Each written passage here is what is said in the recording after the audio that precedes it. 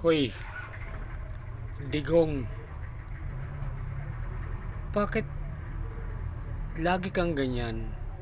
Mahirap magbintang. Patunayan mo ang binibintang mo kay PBBM.